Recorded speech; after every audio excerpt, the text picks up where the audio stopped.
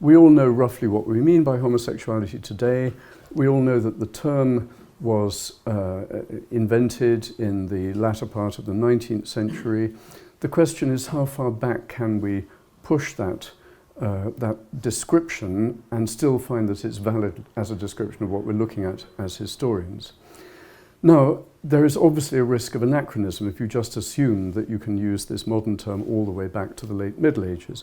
And for that reason, for decades now, historians have routinely avoided the word homosexuality or homosexual when talking about these earlier periods, and they've used the terms sodomy and sodomites, which to the person in the street may seem strangely sort of crude and rather offensive, but I assure you it's just become a technical term, and in some ways it simplifies matters, so I will just follow that convention.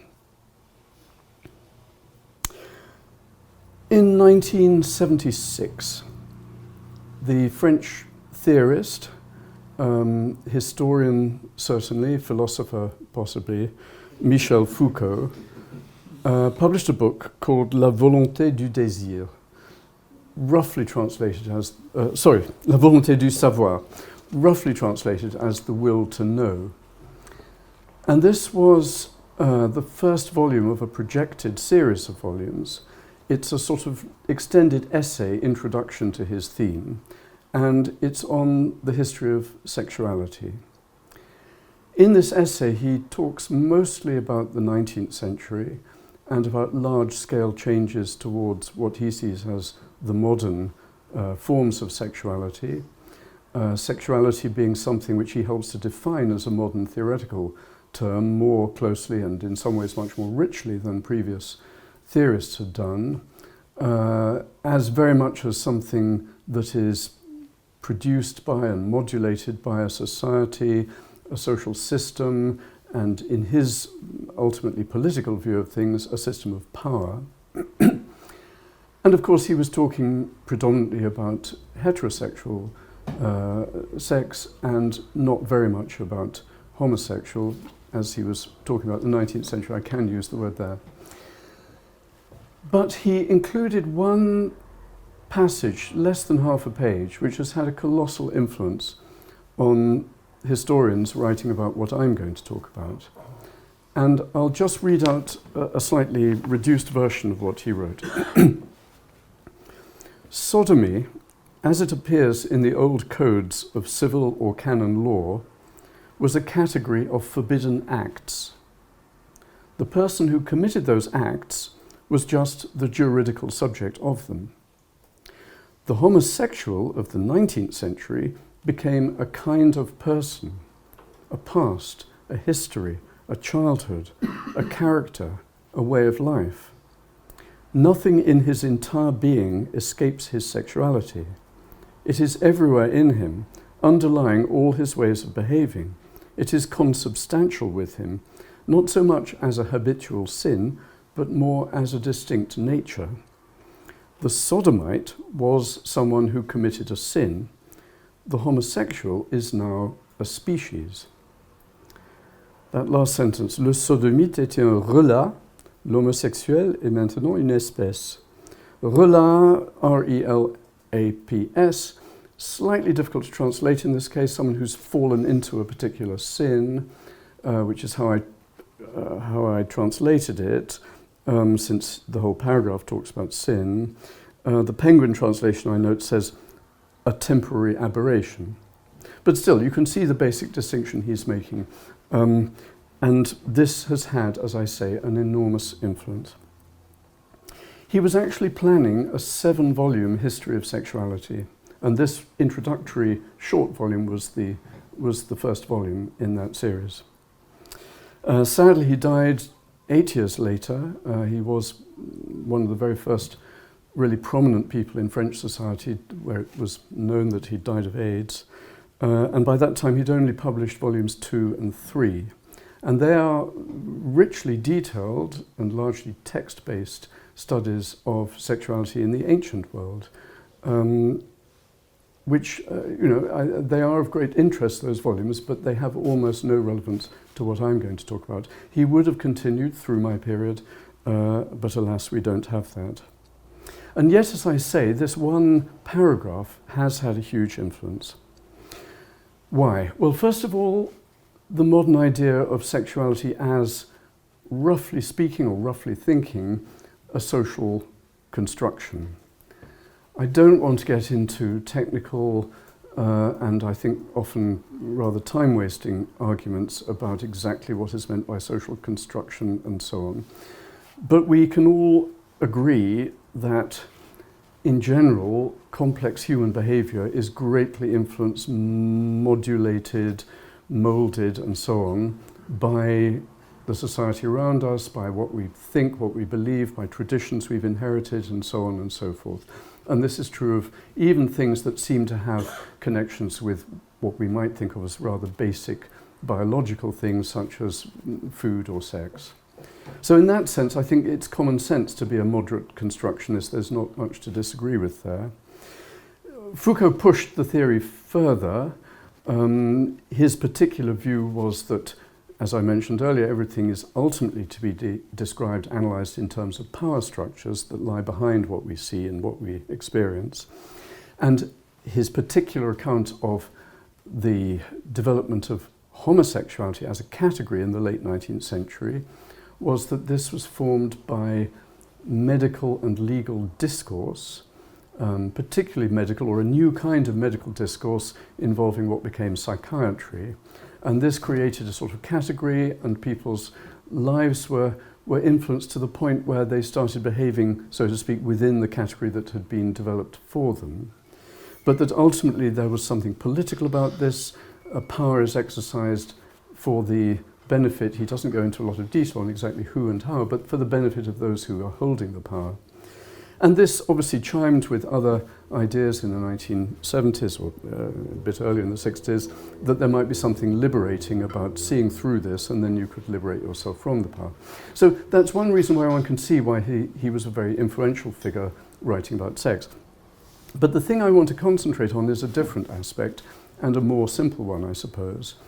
This contrast between acts and identity, which is the message of that paragraph. Modern sexuality, he says, is based on a notion of identity. I quote again, a kind of person, nothing in his entire being escapes his sexuality. It underlies all his ways of behaving. The idea that before that, we just had acts. Now, I don't think this would have been so influential if it had all depended on people being convinced by Foucault as a historian at this point, because in this very essayistic short volume, he gave almost no proper historical evidence.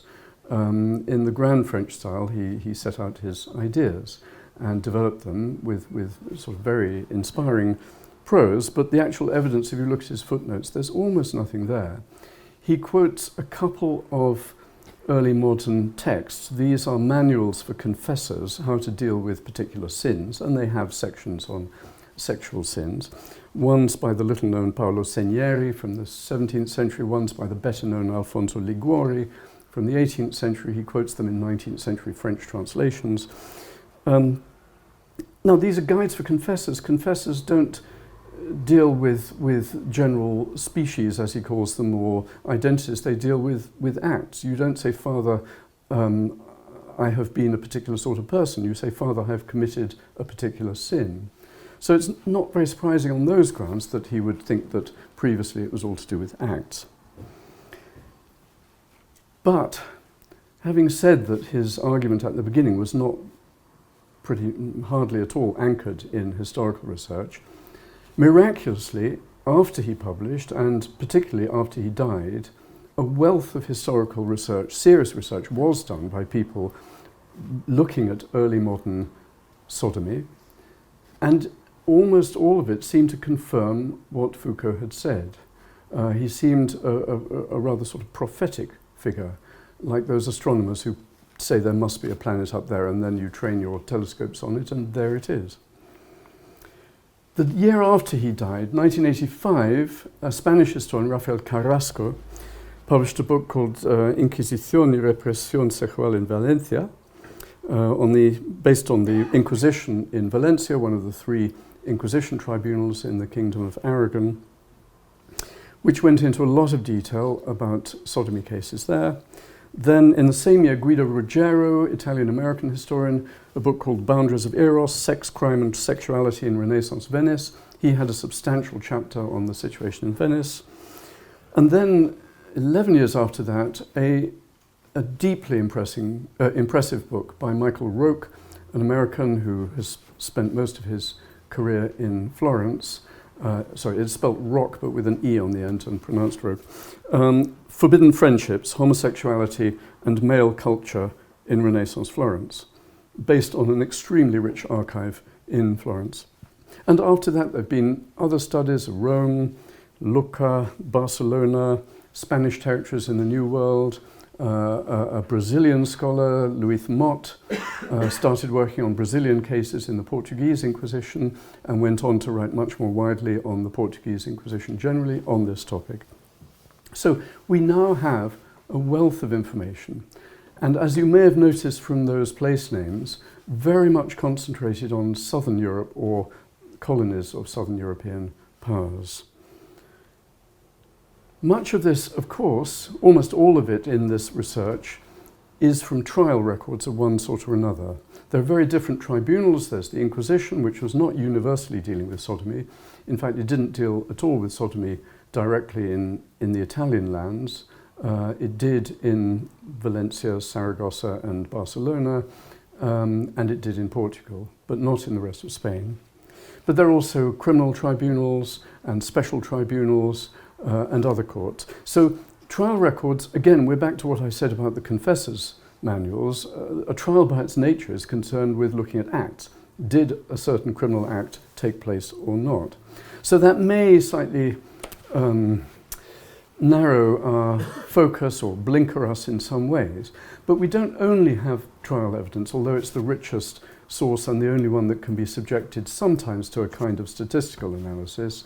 We also have cultural evidence of different kinds. And indeed, within some of these trial records, there are quite detailed narratives of personal events. There are interrogations.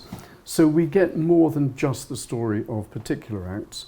And what we get, especially from the Florentine archive, which is immensely rich, is enough to give us a whole picture of a pattern of behaviour. And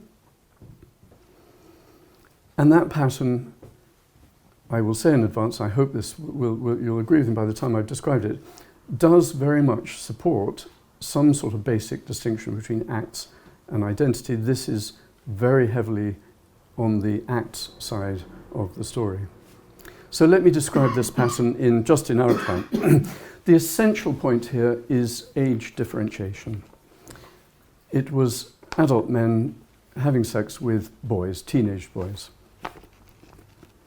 In Florence, 90% of the passive partners in the sexual act were under the age of 19. And the overwhelming majority of those were between 13 and 19. The average age was 16. Of the active partners in the sexual act, 83% were 19 or over. And they were mostly in their 20s, that's 55%, some in their 30s, 18%. Very few above that, only 10% above 40. So this was an activity of basically young adult men seeking teenage boys. We have detailed evidence from Lucca. The watershed age there was 18. Above that, 85% of those who were prosecuted were adult men, prosecuted for the active role. And there was not a single man over the age of 30. In Aragon, the watershed age was 20. 82% of those under 20 were passive. 80% of the over 20s were active. And in Valencia, the average age of the boys was 15 and a half, within months of the Florentine figure. So this really is a sort of, it's not a local or just a national phenomenon. There is a common culture here. And what I want to emphasize is this is very different from modern homosexuality. You may think, oh, before you go any further, you better give us a cut and dried definition of modern homosexuality. I don't need to do that because as I describe this, you will see very clearly that this is just very different, whatever your particular take on how to define modern homosexuality may be. First of all, it was not generic male-male desire. And I've sort of said that already, because adult men did not desire to sodomize other adult men or to be sodomized by them. The age differentiation was absolutely basic to this. The watershed age, 18 to 20, was determined by the appearance of facial hair. These changes were a little bit slower and later in the early modern period, because ultimately for nutritional reasons we've speeded up a bit in modern times. And there are cultural comments on this. You know, how can you think a boy is attractive when he's started shaving? So think about it, this is very different from modern homosexuality. The point at which the boy becomes visibly fully masculine is the point at which he cannot be desired. This is not a desire of the male for a masculine object of desire. A 17th century sort of libertine writer, Antonio Rocco, said, "Where the pleasures of love are concerned, both appearance and nature change with age. A baby goat is fine-tasting food, but when it has grown into a billy goat, it is utterly foul. Those who pay sexual attention to these big goatish men are rebelling against the principles of love. They are animals whose desire is beastly and corrupt." And it was a genuine, deep-rooted, it wasn't just a sort of taboo that people had to pay attention to. It moulded their feelings. It was deeply strange and off-putting to think of a man, an adult man, desiring to have sex with another adult man. So that's the first big difference. It's not generic male-male desire, it's adult for boy male desire. The second also sort of goes with that, but is different. It was not reciprocal male-male desire. This operated not on the basis that in any sort of sexual couple there was desire flowing in both directions. The adult men took their pleasure from available boys. It was as simple as that. They had no thought of whether the boy was getting any pleasure from it. It's obviously more difficult from the records to tell quite what the psychology of all the boys concerned was. Some may have been doing it for pleasure. There are some cases where they had confessed to multiple partners. But there are always possible explanations. They were doing it for money, they were doing it for gifts, doing it for attention, in some cases for the benefit to their family that came from a sort of powerful person having an interest in them, and so on. But there was no sense of a sort of reciprocal relationship being key to such an arrangement. Third difference, it was not exclusively male-male desire. Didn't even have to be primarily male-male desire. We know from the records, Michael Rope does a detailed analysis, many of these men were also having sex with women. Some were arraigned for fornication or indeed rape of women or girls. The great majority of them got married and settled down, and this may help to explain why the statistics tail off after the age of 30. So again, it just doesn't look very like modern homosexuality. Even the modern term bisexuality might spring to mind, but again, we're in modern terminology, and it may in the end be more problematic than it's worth. And then the fourth difference, and this I want to emphasize, it was not felt to be, it was not viewed as abnormal desire. And that, I think, is another difference. Well, abnormal can be taken in different ways, but even today, in a purely statistical sense, I think it would generally be said that homosexual desire is statistically abnormal. But these people didn't think it was abnormal in any sense as a desire.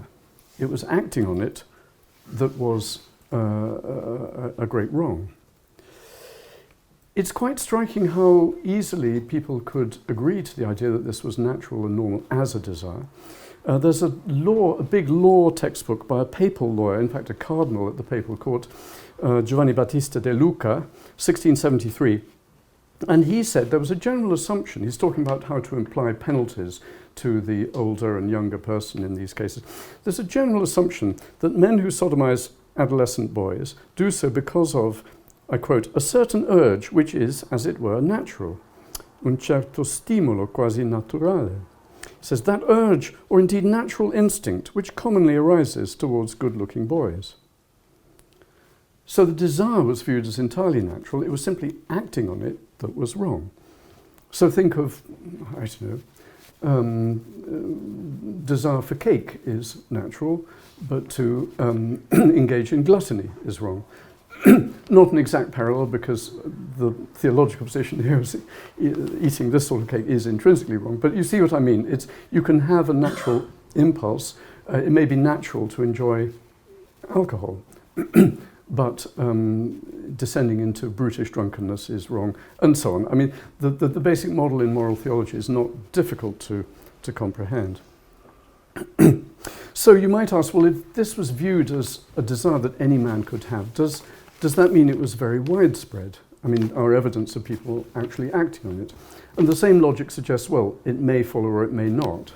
There may be a society where it's widely agreed everyone enjoys drinking, but where, because of strict social norms and other factors, the society doesn't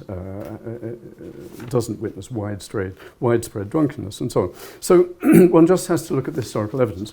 Now, here it's rather difficult to judge, because there are different regimes treating people, and according to the severity or the leniency of those regimes, one may expect more or fewer people to have been denounced.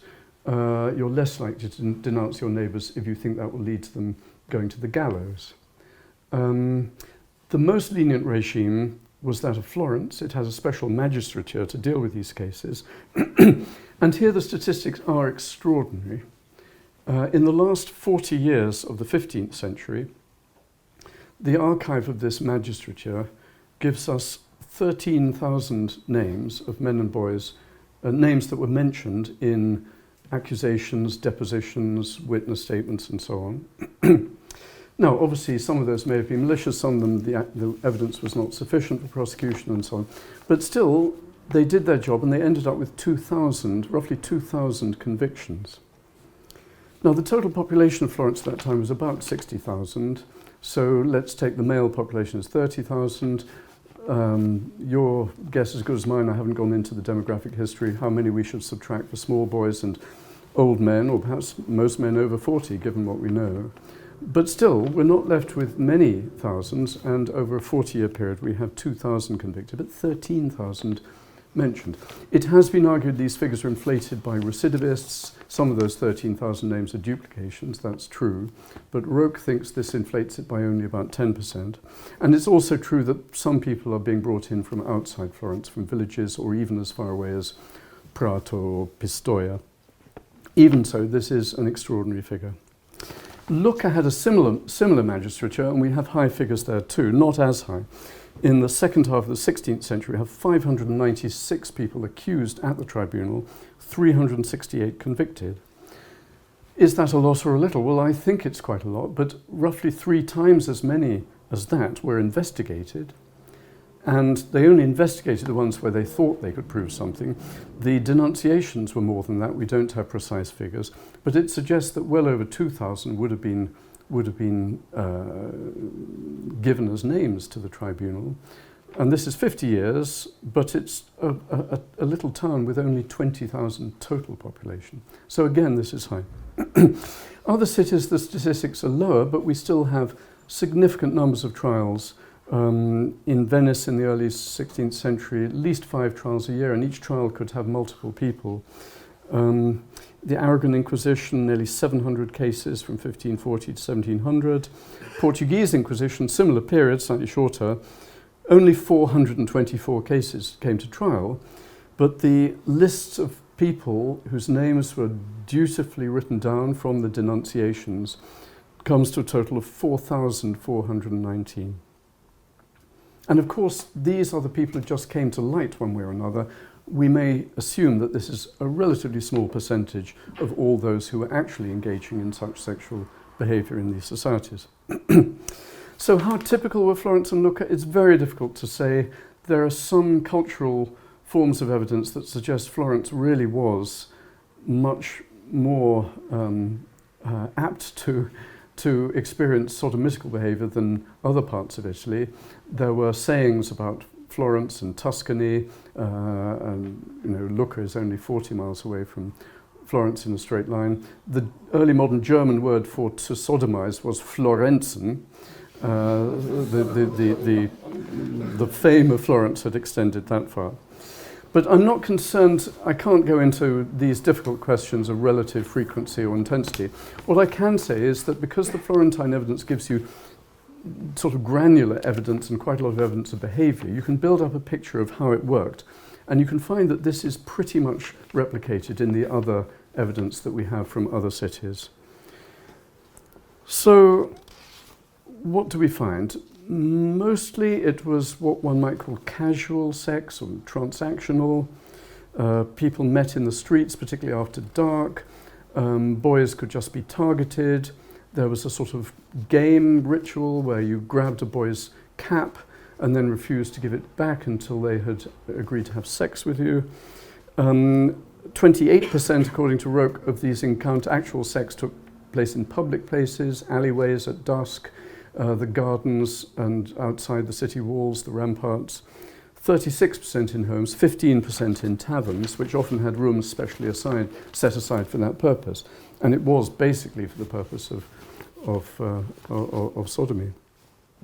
Places of male sociability, taverns again, barbershops, the public baths, and then dancing and fencing schools, which were nothing like normal schools. These were obviously sort of voluntary after working hours places where young men could go for something more related to leisure activities than to education. There was some prostitution. We can't identify anything that we would call in formal terms a brothel of boys, but some boys did frequent actual brothels, i.e. mostly brothels of female prostitutes.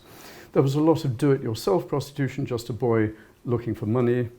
There were older boys pimping younger boys, especially in the gangs. There's a whole book about that by Marina Baldassari, using evidence from the Roman courts. Masters sometimes pimping their apprentices, or employers using a boy as bait to bring in customers. There's a rather extreme case from Lucca in 1572 from the bathhouse, where it was found that a 14-year-old boy had been sodomized by 42 men. He was employed by the bathhouse owner theoretically as a sort of scrubber and masseur, but essentially as bait to bring in men to his establishment. But apart from prostitution, there's a range that emerges from sort of coercive acts by the men on the streets to persuasion to quite voluntary liaison, whether very short-term or longer. There are some longer relationships, a significant minority up to 1 year of repeated sexual encounters, some even up to 3 years.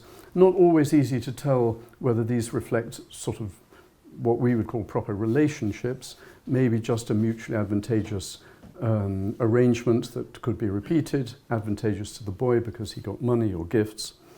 But we have to remember that these were very hierarchical societies.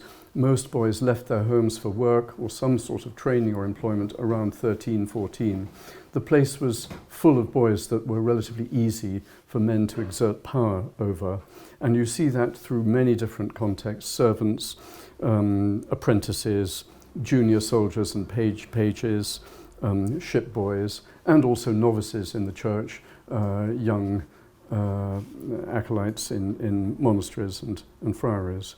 And so there's a range of signs of the exercise of power relations down to what can only be described as actual rape.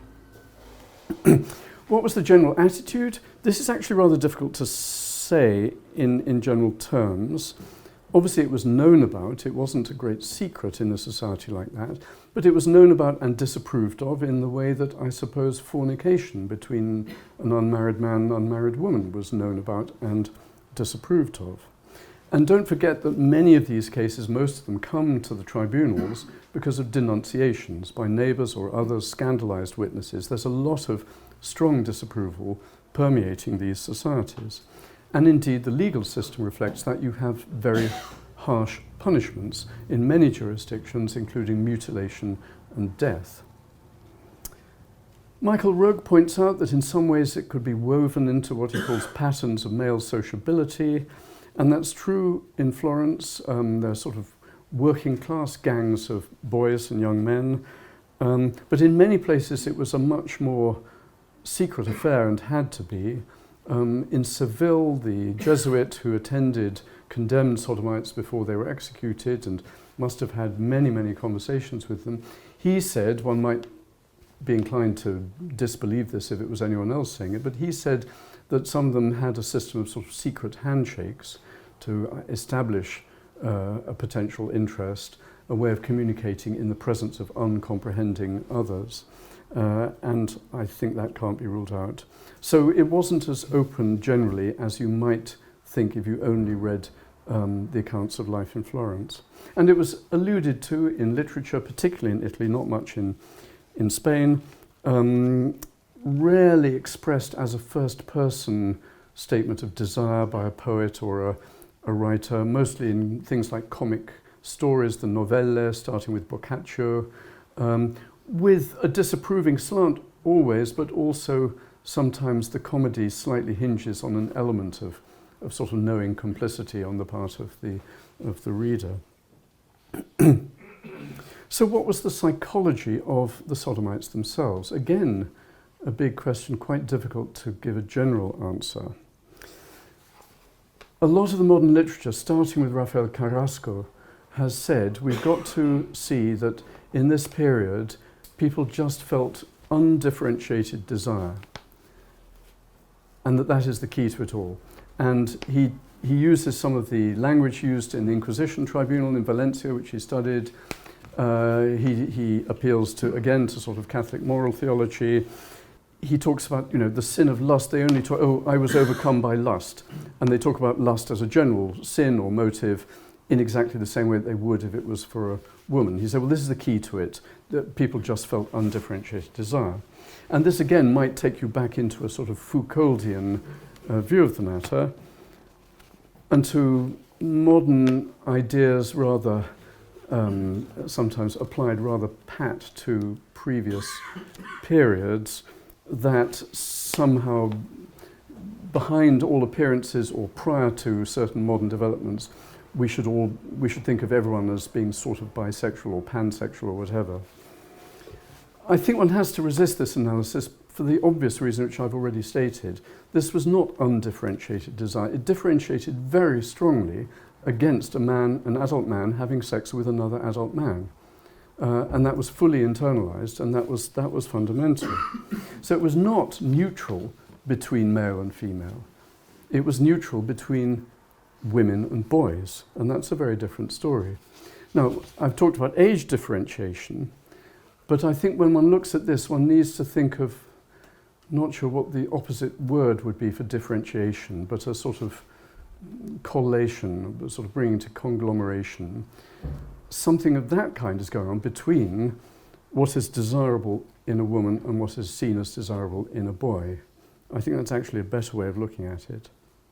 And don't forget the emphasis was on attractive boys. That papal lawyer and cardinal that I quoted, he said the natural instinct which commonly arises towards good-looking boys. And there are many descriptions of the beauty of male adolescents, and they use entirely the vocabulary that's used for girls or for young women. Now, there may be some cultural inertia in that, but it matches other cultural evidence we have that this is really how they thought of what was desirable about one of these boys. And there are many stories of boys being dressed as girls. I'm not talking of sort of actual transvestism, but for example, a story in Benvenuto Cellini's autobiography where some artistic friends said, we're having a dinner on Thursday and bring a female guest. And as a prank, he dressed up in female clothes, the 16-year-old son of a neighbor who was Spanish, and he says this boy was exceptionally beautiful and had a very fine complexion, dressed him up as a girl, and all the men were bowled over by the beauty of this mysterious young lady that he brought with him. And then he says finally that some of the other women who were present sort of rumbled his guest. And then he says, and they started shouting abuse at the boy, I quote, with the sort of insulting words commonly applied to beautiful boys, meaning slang words for catamite and so on. Bardascia or bardasso would be the main one. So it looks more like a kind of extended version of the desire for what was attractive seen as attractive in a woman. These boys, before the facial hair, they had attractive faces, they had soft skin, their voices may have been lighter, they were just more like women in various ways. So a working hypothesis, which I will just park here and return to in the last lecture, a reasonable working hypothesis is that there is some kind of sort of extension or carryover from how people thought of women to how they thought of these boys.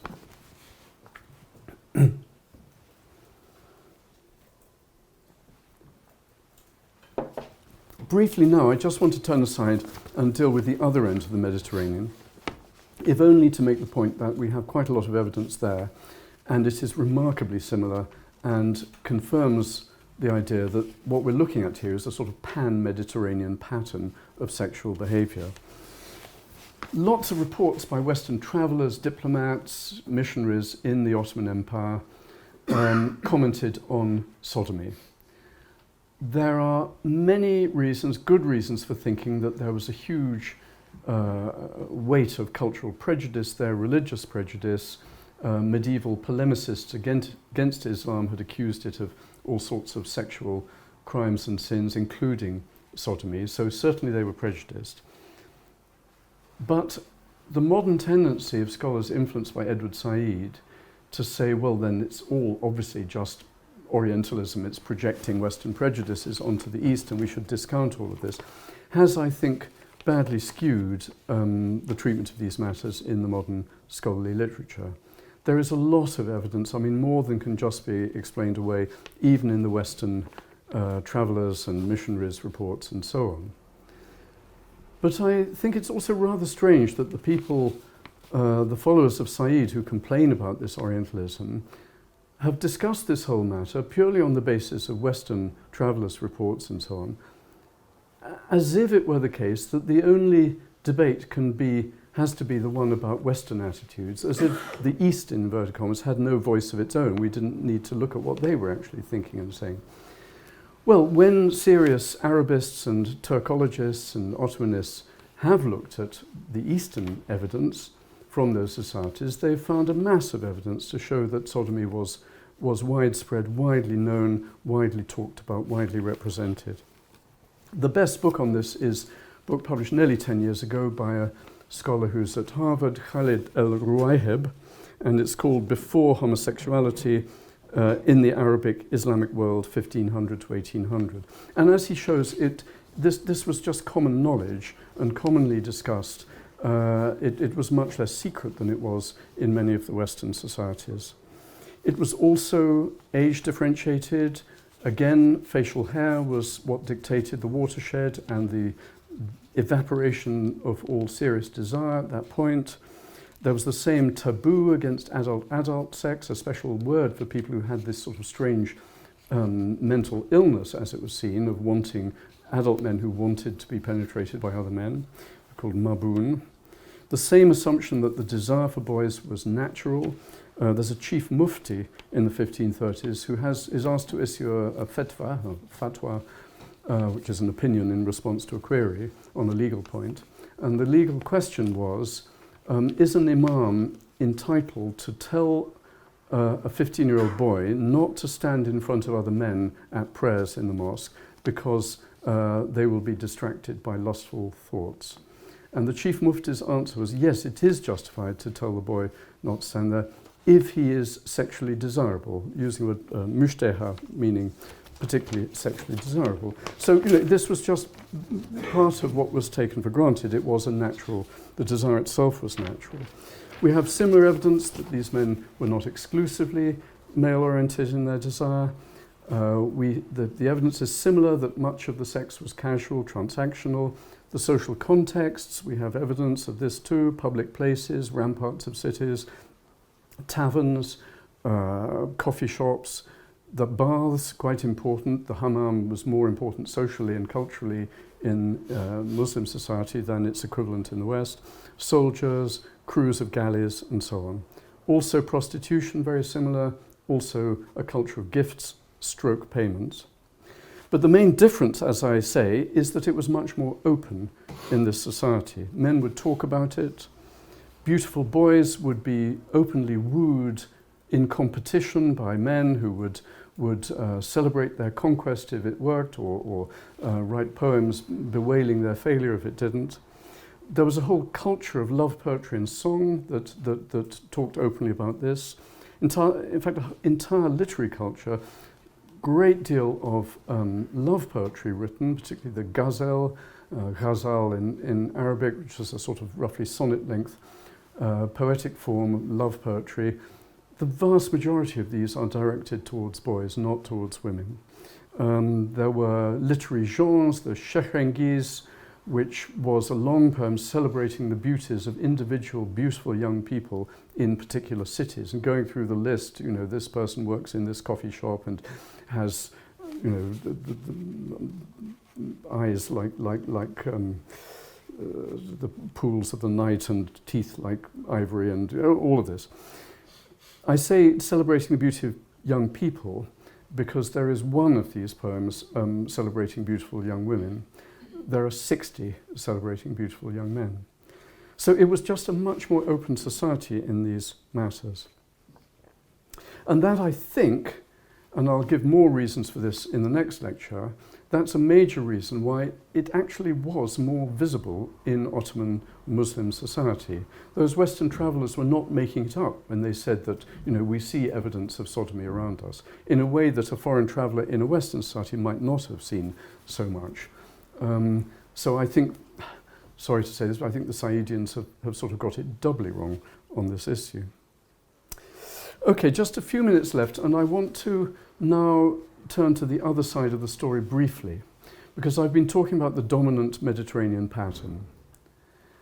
And it really was dominant. I quoted figures, 80% of this, 90% of that. Well, that was mainly just on age differentiation, and it's blurred there because the statistics can be swayed a bit by older adolescent boys beginning to experiment socially on younger boys. Those statistics were in the sort of 80s or 90s. But if you take something like passive adult men who did exist, we're not talking about 20% or 10%. Roke's calculation is 3%, or on one survey down to 1%. They did exist and they were known about. There's another category, adult men who adopted deliberately sort of female or feminine manners, characteristics, in order to attract adult men who they hoped would sodomize them. Very few cases of this, but they were a known quantity. There's a friar in Valencia, Pedro Pizarro, who was described by all his, well, known to all his colleagues in the friary as La Pizarra, because they found him so feminine, and some of them complained about his attempts to sort of beguile them into having sex with him. In Portugal, there was a special word for this, fanchono, for a man past the age of facial hair who continued to go around seeking to be the passive partner with adult men. Another exception, this comes up a lot in the literature, men with exclusively male-male desire. In other words, women-hating men, well, whether they hated or not in daily life, we don't know, but in terms of sexual desire, men who absolutely did not want to have sex with women. Boccaccio has two stories about such characters, and in one of them, the poor man's wife, Boccaccio says he got married as a sort of camouflage so that people wouldn't gossip about him, but he never has sex with his wife, and in Boccaccio's story, the wife complains, why did he take me as his wife if women were not to his liking? In the story, he goes out for a long dinner, so she sneaks in a handsome youth that she wants to have sex with, but the man comes back early and discovers the boy, and then the comic ending is that the man spends a lot of the night with the boy. So that's another category that is exceptional, but it exists. Then another one is what were called inveterate sodomites, meaning that they never stopped. So as I said, the general statistics show a great tailing off after a man's 30s, only 10% over 40, up all the way to death. But the so-called inveterate sodomites carried on going after boys in their 40s, 50s, 60s, even 70s. And according to Roke's analysis, the majority of them never married. And then we have the men who showed a very strong emotional attachment to a boy, where it was absolutely not casual or transactional. They fell in love. And there's clear evidence of this. It's a significant minority, a bit larger than some of the others. They would give extravagant gifts. Their neighbours would denounce them for it and say they were making fools of themselves. But we know that these people existed, there was strong affection, but all the evidence suggests it was one-way affection, the man lavishing affection on the boy. It's extremely rare to find anything, any evidence of affection in that sort of relationship, equally the other way around. And then very, very rarely there are reciprocal, long-term relationships between men of the same age group, between adult men. Carrasco has one example, two boys who were brought up in the same village, often shared the same bed. When they grew up, one became a friar, the other went off to work in Italy, and then years later he comes back, he seeks out his friend, and as the Inquisition then discovers, they've been sleeping together and having sex together regularly for years, and they're now in their mid-30s. I mean, that's a very interesting case, but it's interesting above all because it is so rare. There are very, very few cases of adult couples like that. So, my conclusion. The evidence so far is mixed, but mixed in a very asymmetrical way with a massive dominant pattern and then some interesting exceptions on the side. The dominant pattern is acts-based, or mostly acts-based. May not be, I mean, it's certainly not a matter of sexual orientations, but one could argue about whether the men who go after boys have a sort of extra orientation on top of their orientation for women. But anyway, I parked that question, I will come back to it. But the minorities really do seem more identity-based. The passive adult was seen as radically different from normal men.